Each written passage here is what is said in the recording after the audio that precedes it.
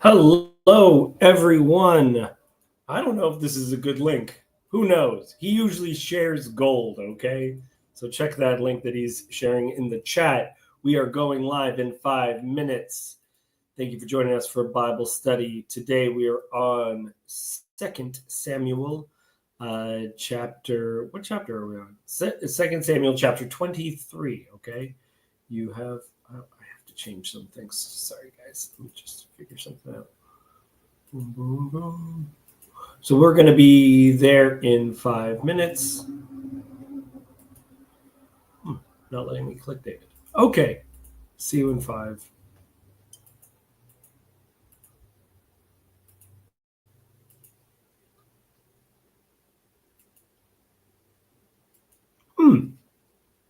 StreamYard is being strange.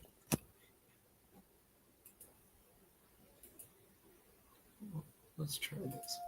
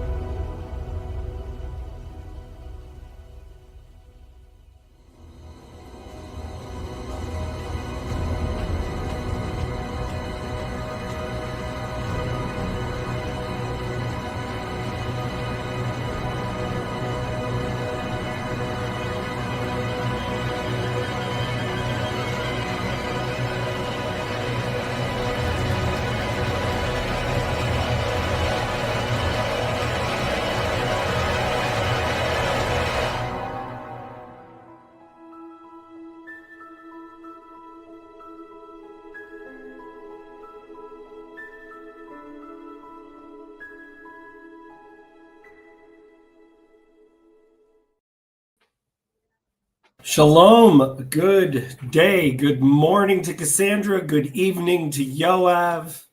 Oh, Matt, you're on the West Coast too. So good morning to you as well. Yehuda, I don't know where you are. Where are you, Yehuda? Shalom Aleichem. Shalom. Where are you? I don't know where you are in the world.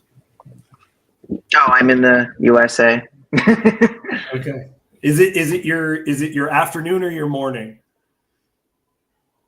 Yeah, this is the morning. I mean afternoon, whatever. Yeah. Eastern Standard Time, whatever. Okay. Yeah, me too. So welcome everyone. Cassandra, you were very much missed last week. Yehuda, I think I saw you last week in the comments as well. You've attended the Bible study from the Lurk, have you not? Not. I mean, I was. Who was it? Jacob. Like, I was just in a video in a live. I was just typing like some stuff in the comments. I'll be here for like 20 minutes. Unfortunately, I'm at work and I just saw this going. But yeah, always invited. Yeah. Okay, yeah. Jacob is saying he invited you, so that's great. Yeah, great to have you out. Great to have you out. I remember some of your comments, and I believe they were quite good. No pressure, though. Yoav, what is behind you? What is going on? Maim, what is it? Maim? I can't see. Maim David HaMelech. Yeah, I was going to say. Okay. So these are the three heroes bringing water for King David. Mm-hmm. And if you want more details, there is a link. That's great. That's a great little thing. That's so good. And Matt, we actually have you at home. You're not just wearing. We can see his hair. No, his very far from home. I'm on vacation in Canada right now, so not working. Wow. It was sternly told not to work while I was in country by the border, so I'm inside being a good boy. Okay, good. Where in Canada? What are we talking about? A little bit north of Victoria, in this town called Duncan. Martin Shaw is in town for doing a couple of events, and so I'm here to come see him. Oh, awesome! Very cool. Yeah. All right, let's. I think we'll jump into the text rather quickly, if that's all right with everyone. Unless Cassandra, you'd like to tell us all about all your vacationings, because you like to share so much information from your personal life. I might as well let you have the floor. No, I'm good. Thank you. What an exceptional week that she doesn't want to talk to us about it. Okay. Cassandra, last week you left me high and dry, and I had to read myself. Okay. But now you are here, so I'll let you read. Now these are the last words of David. The oracle of David, the son of Jesse, the oracle of the man who was raised on high, the anointed of the God of Jacob, the sweet psalmist of Israel. Okay, pause. Let's pause there. It's a great little introduction already. Does anyone want to comment on these are the last words of David?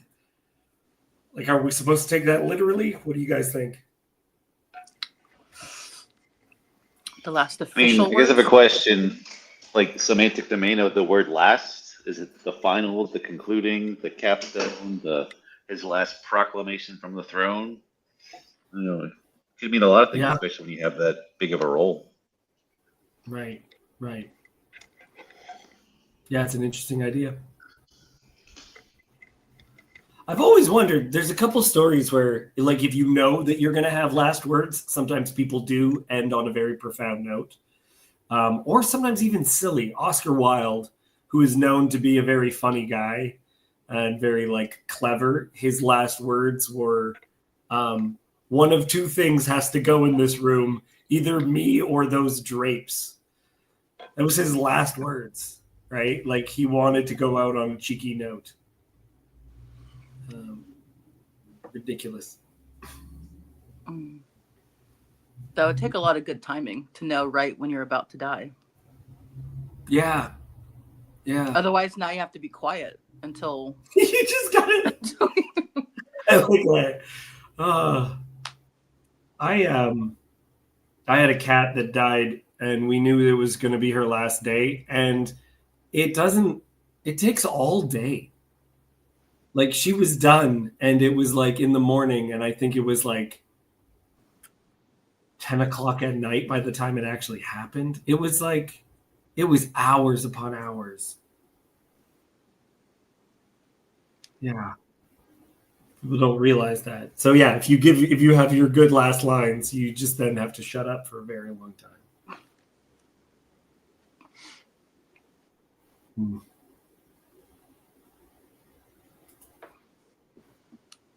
Either this wallpaper goes or I do. Okay.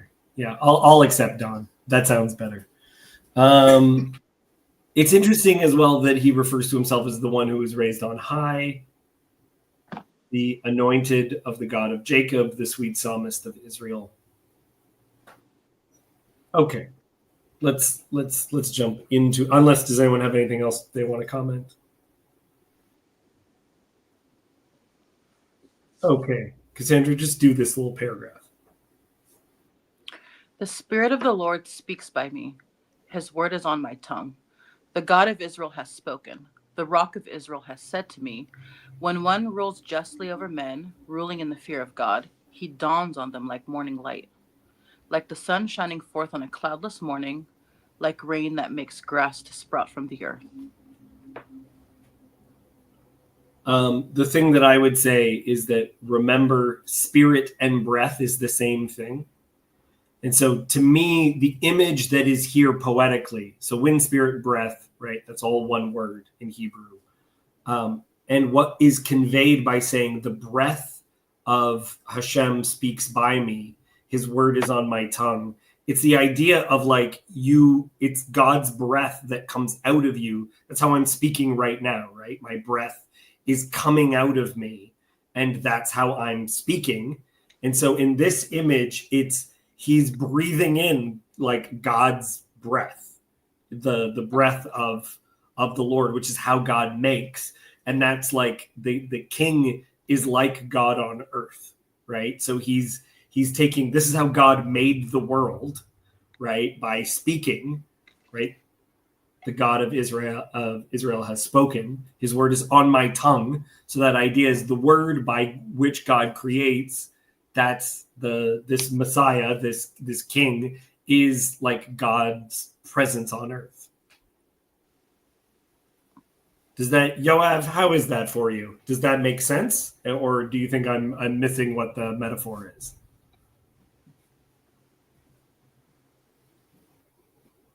I'm struggling. Is it because the poetry is not well translated? Because the Hebrew is difficult. Yeah. Again, whenever you have a song, it's the deepest layer. I mean, it's quoted verbally from deep history. I'm just struggling to read it. It's easy to read the English because somebody decided or made the decision for me. Right. If I have to make the decision myself with the Hebrew, and that's always the case. Poetry is basically the hardest thing to translate. How do you convey a poetic idea? And then you have older versions of Hebrew, which is very clearly present in the poetic material.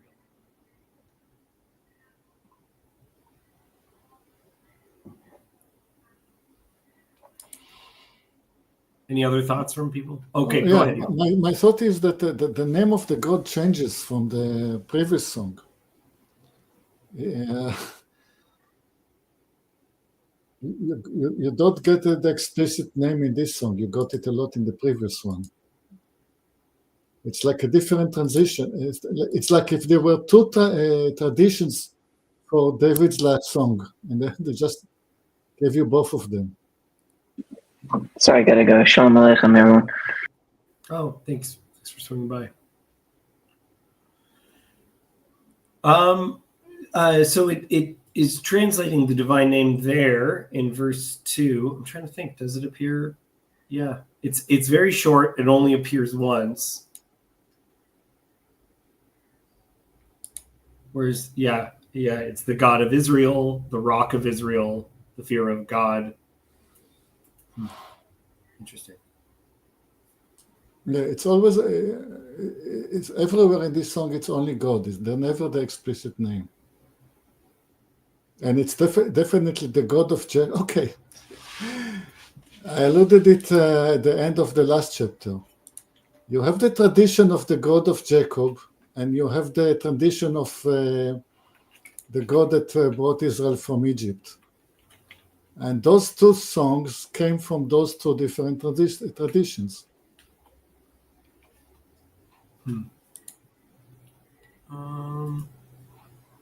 Now I'm looking at the Hebrew right now, and it is Okay, there is it one. is Yeah, it is the yeah, divine name in verse 2. yeah. Now I see it. Yeah, But still, I get what you mean. It's mostly referring to titles. Yeah. Okay. But also, Cassandra, what is the significance of God being? Why do I call on you? I think it's because you're always here, so I pester you, and I make the same point over and over again. And I'm like, do you know what I'm getting at? The God of Israel, the Rock of Israel. Why do I think that's important? Oh, Cassandra, you are muted. Oh, sorry. Is it because he's not dividing Israel into Judah and the Yeah. rest of it? See, you pay so much attention. You've been here regularly enough, you can see it. To refer to in your death, when there is signs that the kingdom could split at any second, that you refer to God as the one who is the creator of Israel, the God of Israel, and the Rock of Israel. It's a very interesting thing, right? Right. Right. If you're speaking to a mixed multitude, you might refer to God as the God of the earth, as opposed to the God of Israel, right, or the God of all people. But instead, it's Yeah. Huh. It makes me think. I remember one time Peugeot was talking about that in the Pledge of Allegiance for the U.S. they changed it to like under God or something, or they added that in. Yes, yeah, that wasn't in the original. Yeah, like as things are changing, as like there's certain changes happening, and we're kind of slipping away from that as a national identity. They put it in to try to reinforce it in a that way, so that you have to say it over and over again because there's like it's about to happen, like something's about to change. The guy who wrote it, it's also interesting because he was a hardcore communist, unless I'm mistaken. So the one nation under God would have been against what he wanted. What do you do with your hands, Cassandra, while you're saying the Pledge of Allegiance? Right hand over your heart, eyes on the flag. That's what we had to say every time before we recited it. So I don't know if you know this. This is what you originally did while saying the salute. Oh, yeah. You held one hand out, extending in what is sometimes referred to as the Roman salute towards the flag. Right, yeah. I don't know why did this fall out of favor? Why did this go away? Anyone have any idea? It's just easier to hold it against your body. Your arms are getting tired, man. That's the only reason. I'm sure there's no other concerns. Purely out of compassion for the pledgers. Yeah. It is the new generation. They're so weak they can only lift their hands as far as they must rest. Such is the way of time. Yeah, to not lift. Yeah. Okay. All right. Back into the text. Thank you, Don. Which is still, I'm struggling with it. I mean, I will accept the English translation as it is, because you can understand the Hebrew any which way. Yeah. Well, it's a song. I mean, it's a poem. I mean, really, a text that any reader can understand it differently. Yes. Well, and that's actually one of the reasons why, actually, I haven't seen Yanni commenting today. Yanni, are you out there? Are you alive? Troll twice to say that you're okay. Um, but that's actually one of the benefits of having such an early translation as the Septuagint, is because when you have words that are rarely used, and a lot of the poetic material will also have a word that we only have in Hebrew once and nowhere else. So then how do we know that we're translating it properly into English? One of the things that we look at is very early translations. So something like the Septuagint helps us because it's debated just how old it is, but we know it's very old. So these translations become very helpful to know what becomes a development over time and what is extremely ancient as an interpretation. Yeah. Okay. I'm actually going to get Matt to read because he's actually from home. Cassandra, I hope you are not offended by this. We starting at 5. Yes. There he is. Yeah, he's there, but I don't know if he really is. He's only trolled once. I need a second trolling to know it's really him. Okay, go ahead, Matt. All right. For does not my house stand so with God? For he has made with me an everlasting covenant, ordered in all things and secure. For will he not cause to prosper all my help and my desire? But worthless men are like thorns that are thrown away, for they cannot be taken with the hand. But the man who touches them arms himself with iron and the shaft of a spear, and they are utterly consumed with fire. Okay, excellent. Excellent. Well, first of all, here it is the worthless man again, as I commented. This is the book of the worthless man. First appears in the first chapters, in the last chapters. This is the theme of the book. That's very good. He started his go ahead. career leading Saul by gathering these kind of like worthless men. Like he's been surrounded by these guys his entire life. Yeah. Well, and it's part of the structure of the whole book, of showing it as one whole narrative. That Yosef was saying it has like what is called a chiastic structure, so that you have parallels repeatedly of the end and the beginning of the book to kind of show it as one piece. And I would agree, Yoav, with the importance of the worthless men.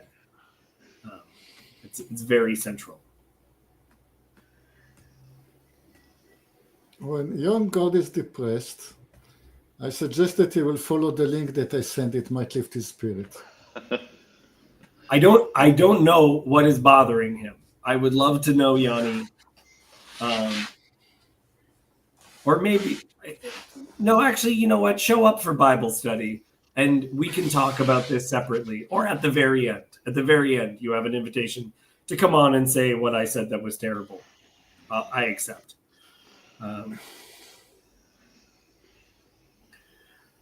This is interesting because does not my house stand so with God?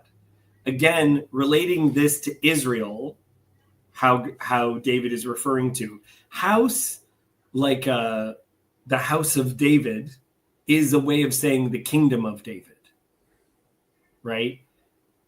So this could actually be speaking of, again, his kingdom.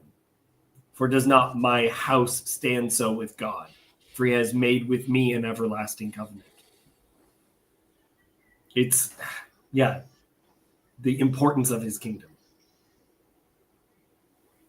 You gotta ask, when did David actually write this down? Because it's almost like looking back at the divine covenant that God gave to him, and it's like, therefore my house can't be as bad as it appears to be on the surface right now. All this chaos, there's got to be something better than Absalom and Amnon and Abijah coming up in the next couple chapters of First Kings. That's just tearing the family apart. Right. It's almost like, I don't know, special pleading. It can't be this bad. Yeah.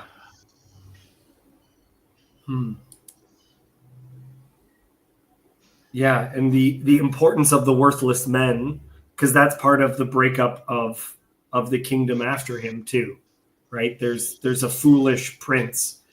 I can't wait for us to get there because it's one of my favorite little puns in the Hebrew, where there's a guy being advised by his young friends to say some really shady stuff. Mhm. Yeah, David caused a lot of his own problems by not managing his family. That's a good point. David acted in ways that enticed his sons to follow the routes of the worthless men. Yeah. Yeah.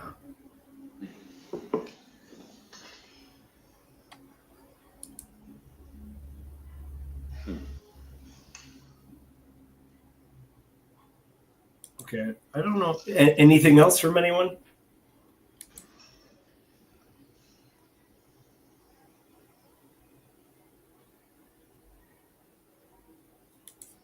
All right. Let's get to these mighty men. I'll go back to Cassandra. Cassandra, would you read for us? These are the names of the mighty men whom David had. Josheb-Basshebeth, a Tekemonite. He was chief of the 3. He wielded his spear against 800 whom he killed at one time. And next to him among the 3 mighty men was Eleazar, the son of Dodo, son of Ohai. He was with David when they defied the Philistines who were gathered there for battle, and then the men of Israel withdrew. He rose and struck down the Philistines until his hand was weary, and his hand clung to the sword. And the Lord brought about a great victory that day, and the men returned after him only to strip the slain. And next to him was... Okay, let's pause there. Yoav always likes to make comments on these little battle bits. So what do you have for us? I know he has something. Those heroes were well-trained swordsmen. Mm-hmm.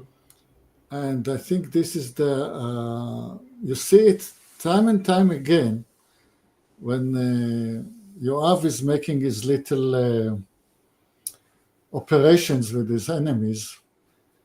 They never expect him. He always uses the sword against them unexpectedly.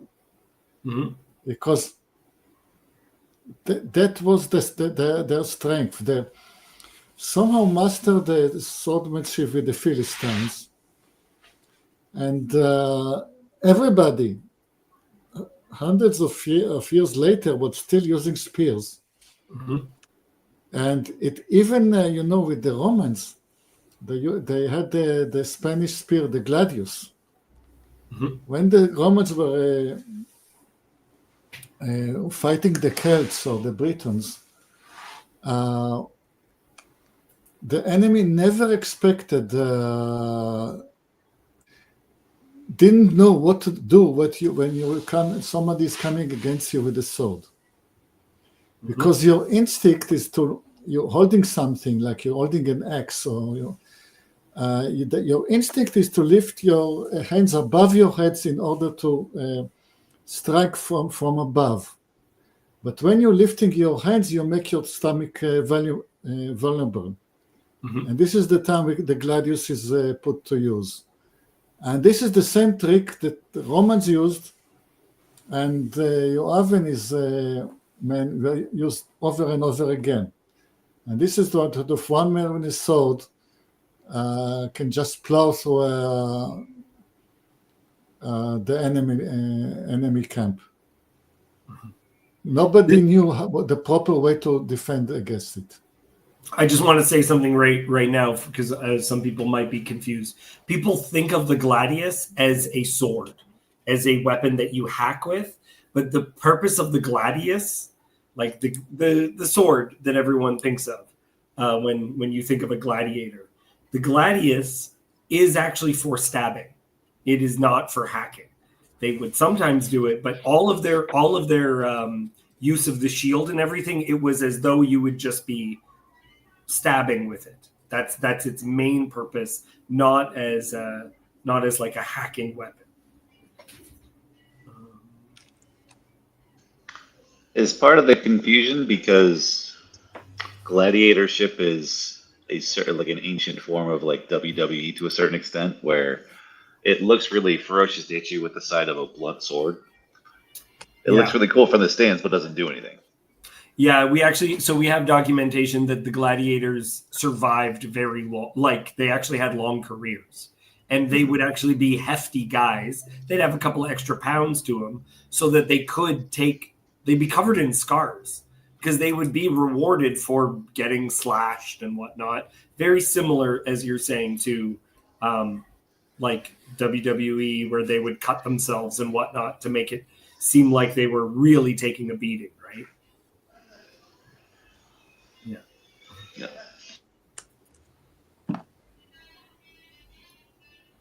Yeah, and that image of a clean death as well is stabbing. You don't hack them with it.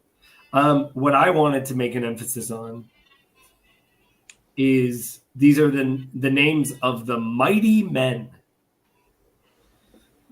The mighty men is a title which is given to the Nephilim. Okay, that same title, what is it? Giborim, the mighty men. It is interesting because if you're trying to line up the beginning and the end of the story, it's like David is creating his own version of it's you have supervillains and then you have superheroes, right? So we have already set up these supervillains, these giants with ridiculous armor and spears and all snake looking, and then you have to have the superheroes that show up to defeat them. So it's like it's taking out the supervillains and putting in their place the superheroes.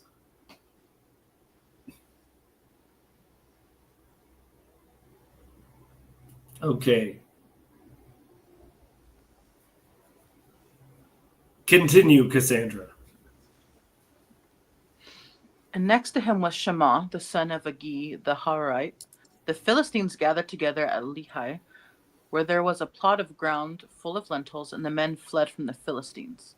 But he took his stand in the midst of the plot and defended it and struck down the Philistines, and the Lord worked a great victory. And 3 of the 30 chief men went down and came about harvest time to David at the cave of Adullam, when a band of Philistines was encamped in the valley of Rephaim. David was then in the stronghold, and the garrison of the Philistines was then at Bethlehem. And David said longingly, "Oh, that someone would give me water to drink from the well of Bethlehem that is by the gate." Then the 3 mighty men broke through the camp of the Philistines and drew water out of the well of Bethlehem that was by the gate, and carried and brought it to David, but he would not drink of it. He poured it out to the Lord and said, "Far be it from me, O Lord, that I should do this. Shall I drink the blood of the men who went at risk of their lives?" Therefore he would not drink it. These things the 3 mighty men did. Man. Okay. Talk about that story. Yoav, obviously he did his homework because he came with that picture behind him. Do you have any comments about that story, Yoav? The story of the water? No, I find it hard to say anything about this chapter. It's all extremely difficult Hebrew, and I don't really understand the plot. Bethlehem, where is Bethlehem? Since when are the Philistines in Bethlehem? It's all very difficult to understand. Yeah, the thing with the water, I was thinking if they already risked their lives to get it, why wouldn't you drink it? That's a great question. What is going on with that water?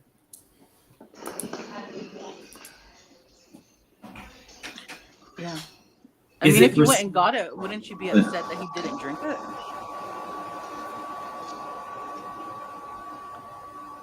Is this respectful or is it disrespectful? Yeah, he asked for water from the well of Bethlehem by the gate, and then they went and got it. Well, is the pouring out seen as like an offering? So in a sense, like he's elevating their gift to something higher than just satisfying the king's thirst to something larger as an offering to God.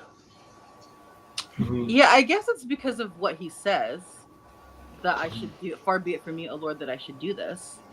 Shall I drink the blood of the men who went at risk of their lives? I don't know. That part I don't. I think it kind of confuses me. Yeah, he identifies the water so much as a sacrifice that because the drinking of blood is forbidden, right? And he identifies the water as blood.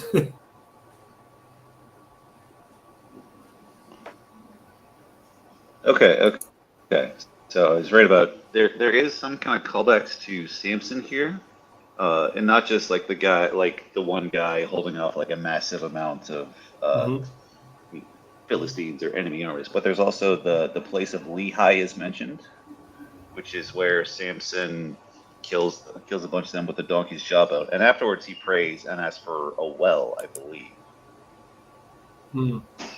Oh, he asks Or for like water at the end of that. Yeah. yeah, afterwards in Judges 15, where he very thirsty, he cried out to the Lord, must I now die of thirst? And then God opened up a hollow Hmm. place in Lehi, and the water came out. Hmm. Why that's happening here, I don't know, but that's not nothing. Yeah.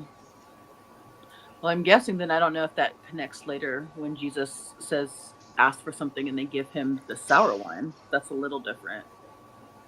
Hmm.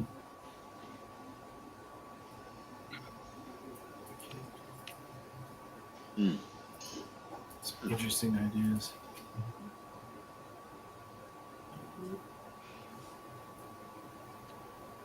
Even the way they describe it, because they don't always give detail. Here it says David said it longingly. Not just that David said this. He says this with longing. Oh, that someone would give me water to drink. Yeah. Does he even want it? Is that what is he requesting? Also, I do have to say it. The Valley of the Rephaim. The reason why I highlighted it. Matt, why did I highlight the Valley of the Rephaim? Do you know? Do you know who the Rephaim are?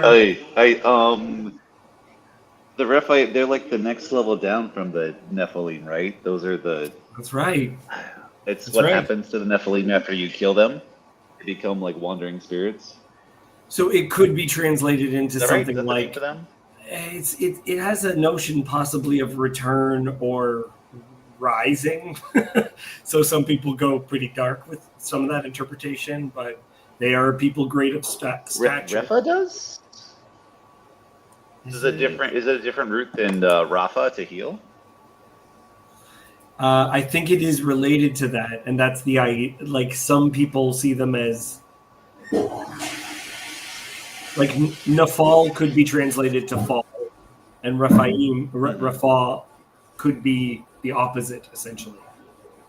Okay. It's debated. Right.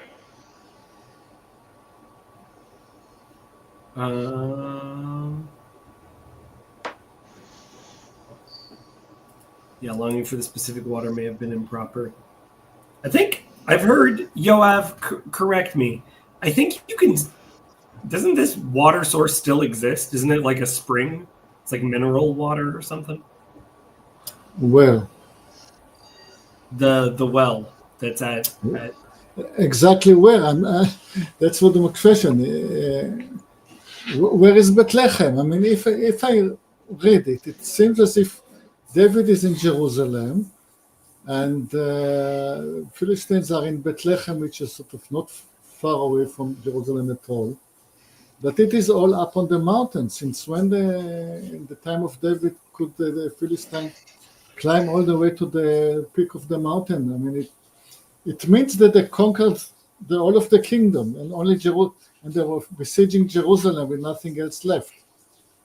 I would have heard about it if somebody should have told me about it, just not by this silly story. So I'm sorry. I mean, I wish I could help you more, but this chapter is absolutely A riddle upon an enigma. I mean, yeah, like why is that like the well at Bethlehem inaccessible at this point? And it's just David's poetic way of saying, "I wish these Philistines were driven out." But this is also interesting because this calls back to David's second chance to take Saul's life that deals with a sneaking mission in the dark and the seizure of water from somebody unawares. Right. Again, connections where I don't see or echoes where I'm not sure what the sense or the point that's potentially being made is. I see within this, there's situations where, the former Canadian Prime Minister got in a lot of trouble because he accepted a bunch of gifts as Prime Minister. That you just kind of go, I don't know if you should accept those gifts because that's a kind of corruption. You actually, if you want something and someone tries to give you it for free, that could actually be really bad. This happens with the cave of Machpelah. The people of the land want to just give it to Abraham, and he says, "No, I have to buy it from you."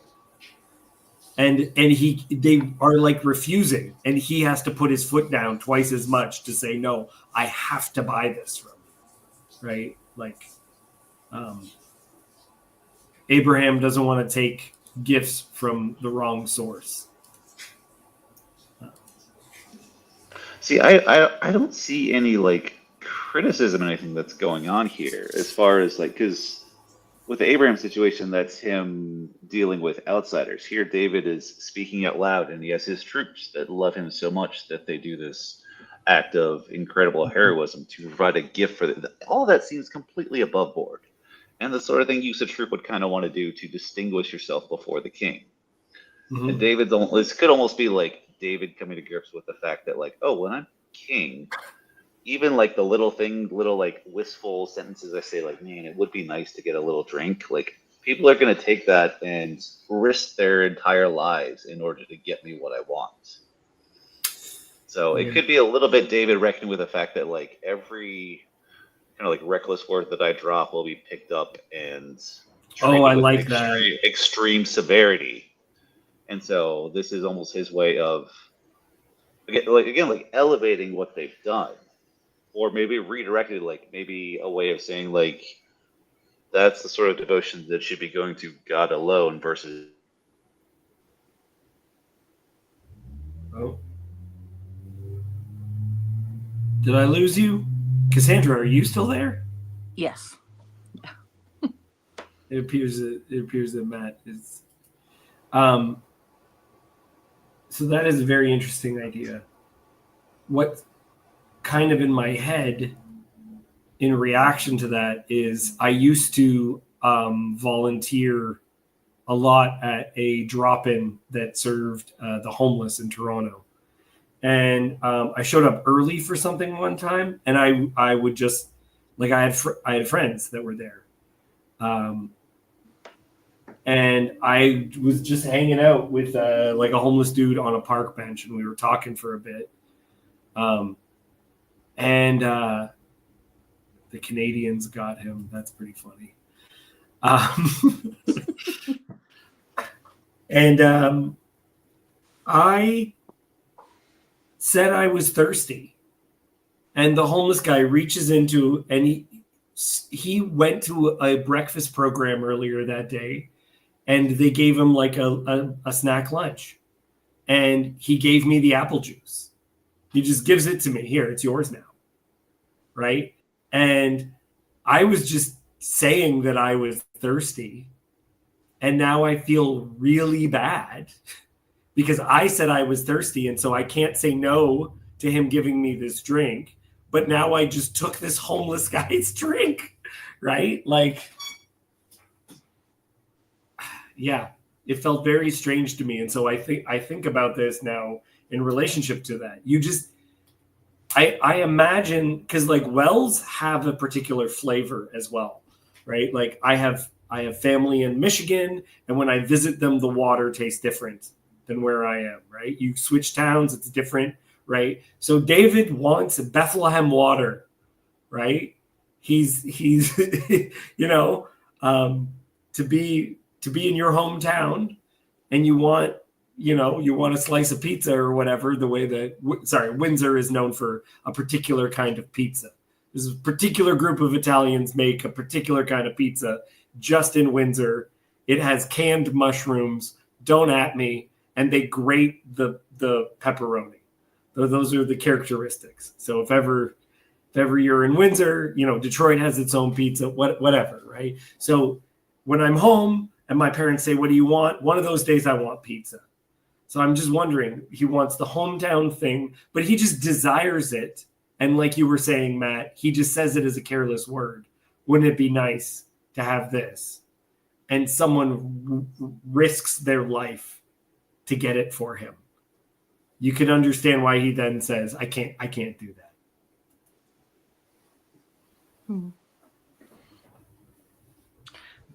It's pretty, I mean, I know they're his men, but I was thinking this is pretty like gallant of them. Like this is something knightly about this. But I guess in the picture that I have of it, it's like almost like maybe not necessarily a romantic gesture, but I could feel like a story like this playing out too, where you have a queen or some lady that has an idol request that is then fulfilled by the knight. Something about it reminds me of like those kinds of stories. Yeah. Yeah, and the gallantry that was described previously about the sneaking that Matt, you were bringing out before, there's something in that, like the ninja mission, the covert group sneaking in, doing the one thing.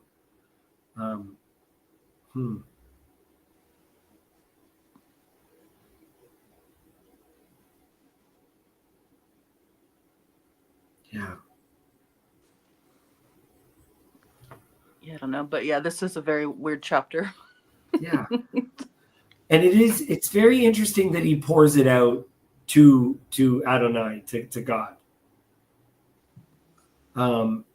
Because he is treating it like an offering to God. Because also, if it is this high level, incredible thing that's brought to him, it's like the highest level of sacrifice to give it up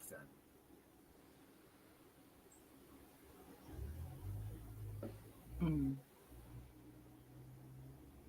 Yeah, it's precious. Yeah.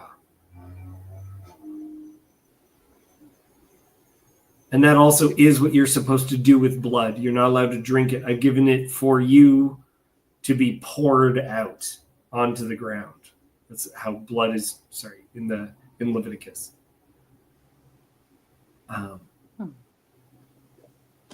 Yeah, maybe that's the thing there, David. Just the musician making this creative connection. This isn't just water because of the danger you put yourself in to get this. This is, yeah.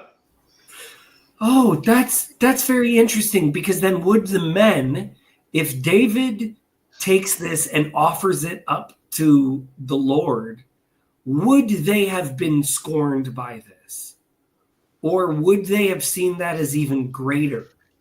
Like as honoring to them, not dishonoring them. Not, yeah. I mean, he's clearly praising them, like the men who went at risk of their lives. It's not like you guys did a silly thing. You guys did this great thing. Right. And so the greatest honor of it is like, we're going to present it to, it's God who's going to drink it, not me. Kind of a thing, right? I do gotta say though, there is sort of like a masculine element of like sort of like drunken dare going on here too. Mm-hmm. Just do like getting a dumb idea in your head when you're a little bit too loose and doing something like that. Like part of just male dudery is also a little bit at play here, but it's in service of the king and it's elevated to this really, really great level. Yeah. Okay, Matt, you read now. I made Cassandra read so many times from verse 18. Okay. All right. So now Abishai, the brother of Joab, the son of Zeruiah, was chief of the 30, and he wielded his spear against 300 men and killed them and won a name beside the three. He was the most renowned of the 30 and became their commander, but he did not attain to the three. And Benaiah, son of Jehoiada, was a valiant man of Kabzeel, a doer of great deeds. He struck down 2 Ariels of Moab. He also went down and struck down a lion in a pit on a day when snow had fallen.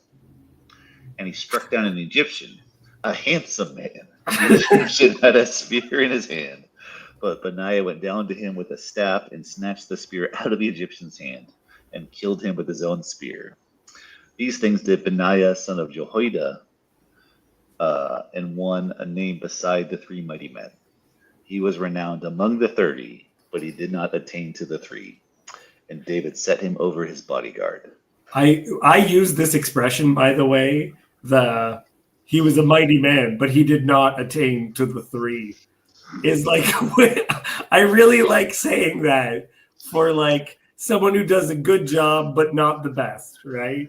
It did not medal, but Yeah. beat their personal record. It was incredible, but he did not attain to the three. Like I use that as an expression all the time. Yes. You could say that to your wife if like the food was really good. It was very good. It did not attain to the three, but it was still quite good. Or like a movie or whatever. Yeah, start using it. Why is he handsome? Who cares? Because he shaves? Well, that's what I was thinking. A lot of times they don't really describe them, or they'll have one trait. They'll be tall, or they'll be handsome, or they'll be fat. But it is interesting that they're like, by the way, he was a handsome looking guy. Yeah. He killed him. Gorgeous dude. Killed him with a spear. What? Why? Go back to the beginning of the book. Who is at the beginning of the book? Who is handsome? David. And Saul. They're both good-looking dudes. Is Saul good looking or is he just tall? I thought he was also. Question. Totally hot. No. That's the question. Is it true I love mean, or is those he two just kind tall? of go together a little bit. Cassandra, that's so good. That's so good. He's not good looking. He's just 6'5". Those are different things. Nothing though. It's sort of like it did not attain to the three, but it's still worth mentioning. Yeah. Yes. Actually, the biblical text describes Saul as being a handsome man in 1 Samuel 9:2. Young and handsome man. Is David described as being good looking?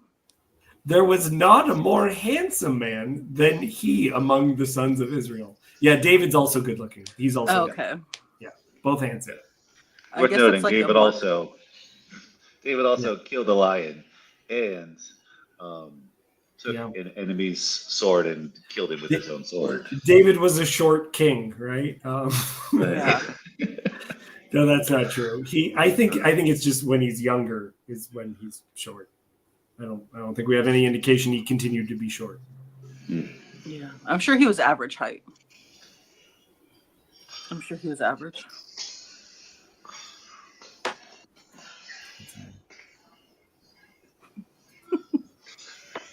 No gold, no silver, no bronze. But you still did great. Have a good time. Yeah, so connect with the Egyptian. I like that we're getting into Joab's relatives over here too. That's a good time. What is an aerial? What are you giving me?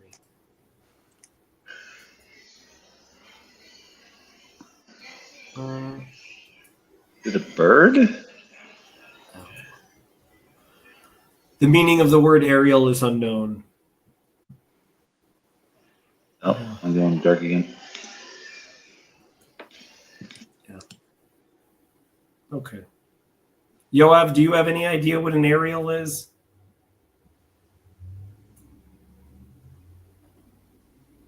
Verse 20. It's literally the god, lion of a god.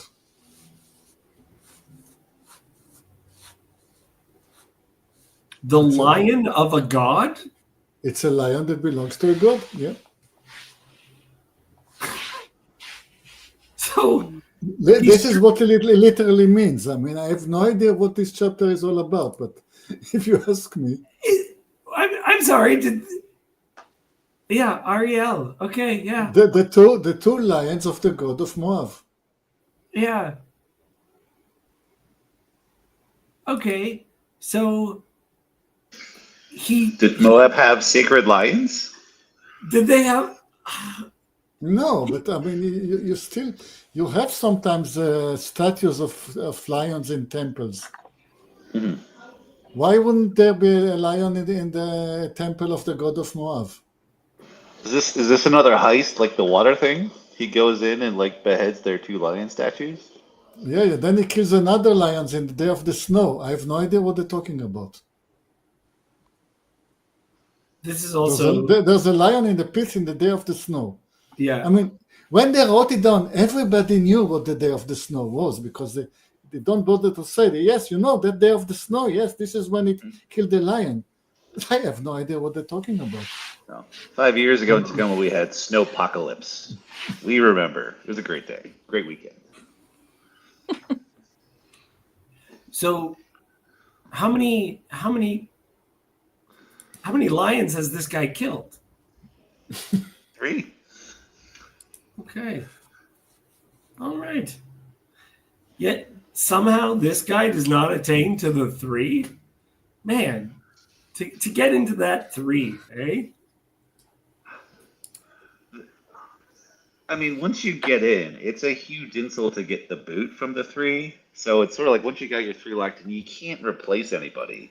So Yeah, you just yeah. got to put a lot of positive versus negative asterisks next to them. And No, it's okay. This is what he made him the chief of the bodyguards. Yep. Right. You don't get to be one of the 3, but you get the chief of the bodyguards. And isn't this the guy who becomes Solomon's Joab? I don't know. That does not sound familiar to me. At the very least, like when Solomon finally takes the throne, I think Benaiah is sort of his hatchet man, who dispatches Joab amongst others.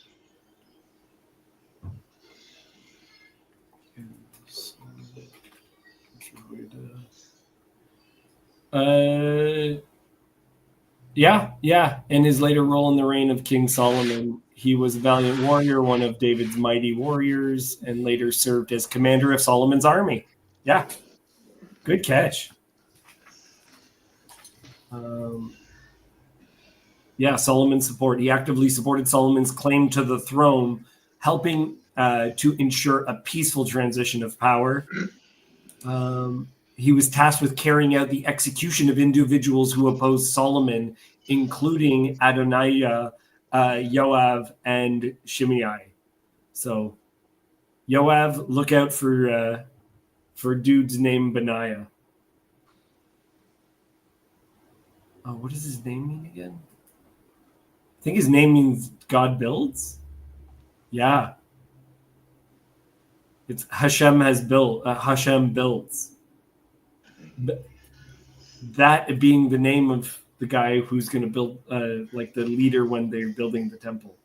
Yeah. Good catch. Okay.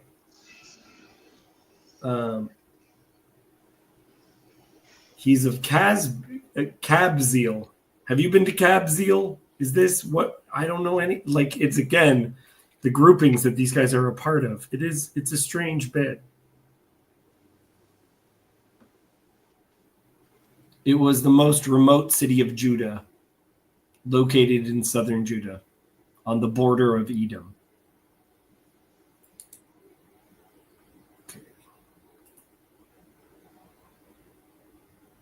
Okay, let's continue, shall we? I can't. Cassandra, you want to read? I can't remember who I asked last. Asahel, the brother of Yoav, was one of the 30. Elhanan, the son of Dodo of Bethlehem, Shema of Harod, Elika of Harod, Helez the Paltite, Ira the son of Akesh of Tekoa, Abiezer of Anathoth, Mebunai the Hushathite, Zalman the Ahoite, Maharai of Netophah, Heleb the son of Baana of Netophah, Ittai the son of Rabiah of Gibeah of the people of Benjamin, Benaiah of Pirathon, Hadai of the brooks of Gosh, Abi Albon the Arbathite, Asmaveth of Bahurim, Eliaba the Shalbanite, the sons of Jashan, Jonathan, Shema the Harite, Ahiam the son of Sharar the Harite, Eliphelet the son of Ahosbai of Maacah, Eliam the son of Ahithophel the Gilonite, Hezro of Carmel, Paarai the Arbite, Yigal the son of Nathan of Zobah, Benaiah the Gadite, Zelek the Ammonite, Naharai of Beeroth,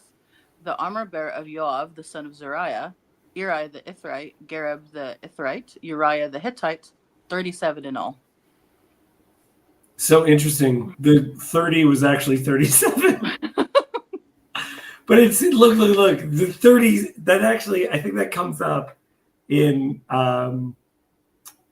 Kill Bill Volume 2. The crazy 88. They're not really 88. It just sounds better.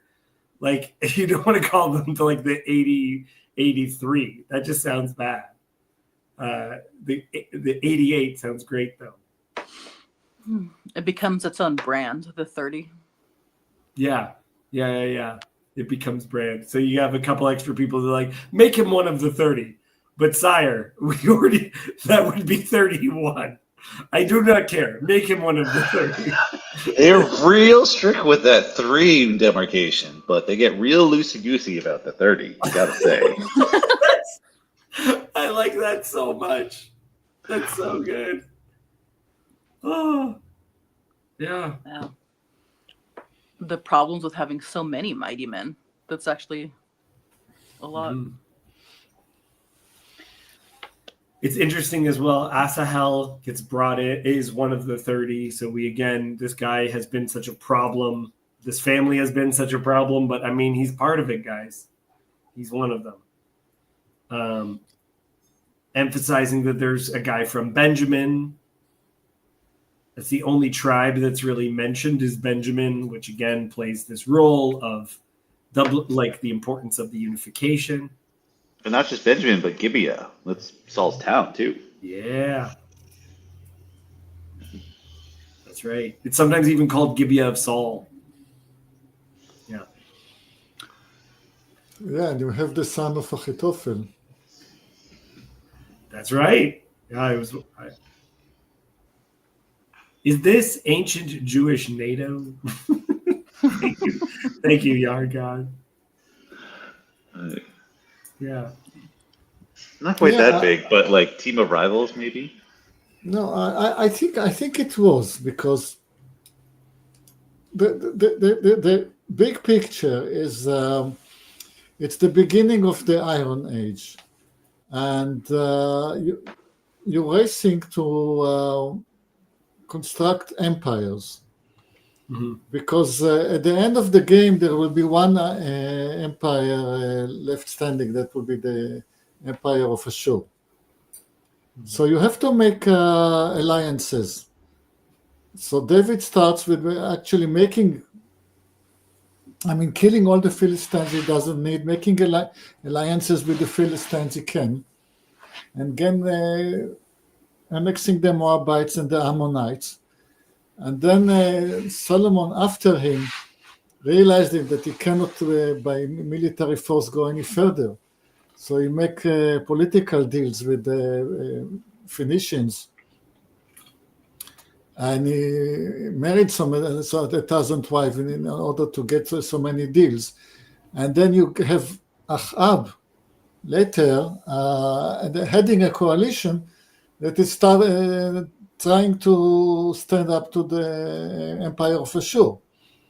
Unfortunately, they lose, but they were scrambling to get as big as possible as soon as possible. Because the first one to build an empire wins. Yeah. You're being bothered about how you are counting the Omer. There's a bonfire. Well, we are not encouraged to actually make bonfires this year after having quite a few devastated fires just a few weeks ago, on which Jacob didn't lament, sadly enough. And tomorrow and the Saturday are going to be again extremely hot. And there is a war going on. So you don't want the fire department to be overburdened today. So we're trying to make as few bonfires as possible. Mm-hmm. Okay, there's another element which is very important to the list of them, and I'm sure someone caught it, but it's the last guy.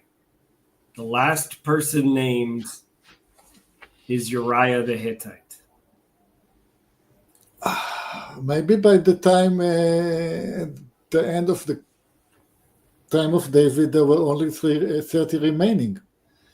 There were 37 also the period, but at one time at the end, only 30 remained. That's an interesting way of looking at it. Yeah.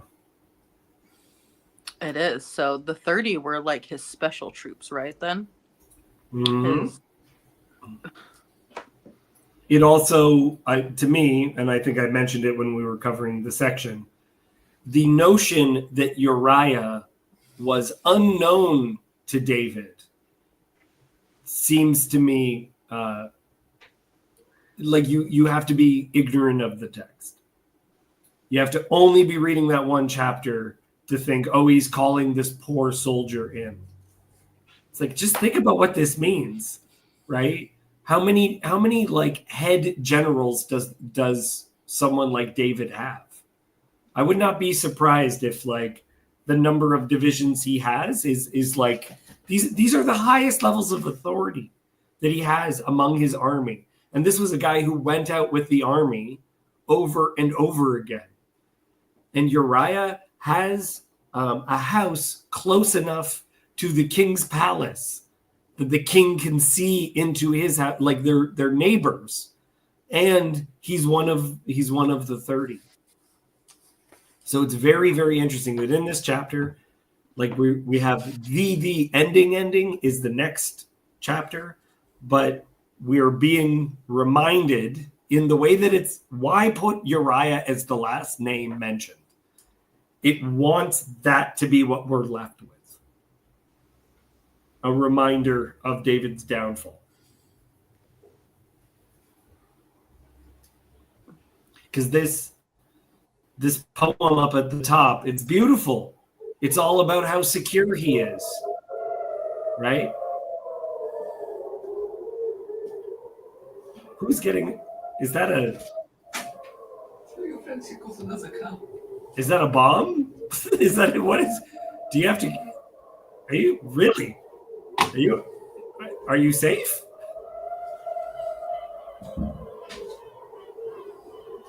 Is it? Okay. All right. Okay. So we get a poem. Yoav was kind of saying this last week. The passage that we were going through, it sounds positive, but then we know about David's downfall. So it's the same thing. Unification, everything's good. Here's a list of all these mighty men who are incredible, who killed men who are incredible warriors. And not only were they incredible warriors, but they were also the hottest dudes around, right? They're just doing a great job. Also among that group was Uriah the Hittite. And that's where we end. Right. Mighty men over worthless men. Yeah. Yeah. Well, what's a worthless man? Does he define that? The first worthless men we saw were Eli's sons, Right. who took their position of privilege and used it to take whatever they want. Mm. Yeah, so corrupt, exploitative. Exploitative, taking whatever woman they want. Go ahead. I wonder if that's some of the water story subtext. How David deals with the gift of water shows whether he's a mighty man or a worthless man. Like, is he using his position to feed himself or to elevate those around him? Yeah.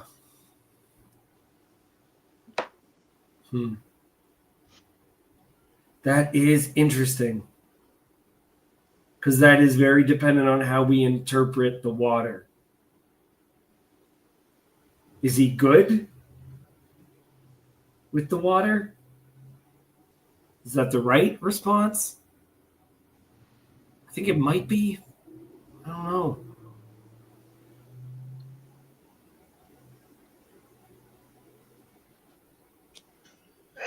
It seems like it's just one of those ambiguous things that David got away with it sort of because he's David. He was able to kind of like creatively spin it in a way that brought people together. But then we also have the story to kind of like that's also recorded. It's like, I don't know, it's hard to know how to feel about it. But I like it just seems on the surface totally positive, sprung out from a somewhat reckless thing David started off doing. Mm-hmm.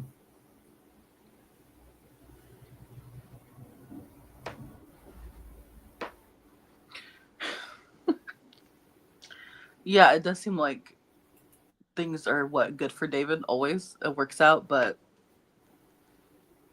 I mean, I know, but there must be something deeper with the way we see the way he deals with things. Is that there is something deeper going on. But it's hard to copy. Mm-hmm. Yeah. You don't advise someone to do some of those things because they're usually going too far when they do. Yeah. You can't just be like David because you probably have more of a superficial level of copying it, and it won't be quite right. It won't be quite what was going on. Yeah. But yeah, I mean, David's story is like incredible. It's like completely complex. The line between mighty man and worthless man wavers through him throughout the story. I love that as an explanation. The line between mighty man and worthless man wavers within him. Going back is like, what kind of? Oh, that's beautiful. Cassandra, that's why you're missed when you're not here. That's a great comment.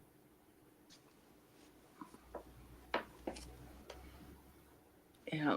And I don't know if there's ever any stories about David that focuses maybe more on the complex political part, but like when Yoav was saying, the idea of Uriah's wife, like rather than it being one-sided and her just kind of being like, oh no, he saw me, there's more of like intrigue going on behind the scenes is interesting. I think especially with Uriah being part of the 30. The only reason she reads better than you do. Let me tell you, Cassandra, you did an excellent job through those names. When you started reading those names, I felt so bad because there were so many names. I was like, how's she going to do? And then you did really well. I was like, oh. You know, after years of like reading, having to read out loud, like in Bible studies like this in Jewish names, I don't know all the proper pronunciations. You kind of just have to keep going. You don't stop. You just keep reading. Yeah. It's where my dyslexia definitely comes in.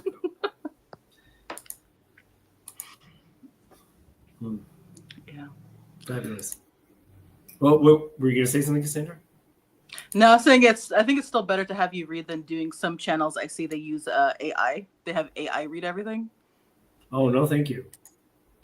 You can't, guys. Don't feed the demons, okay? You gotta. We're getting this one to read for us. I don't like looking at a blank screen, so we just have this gold cow instead.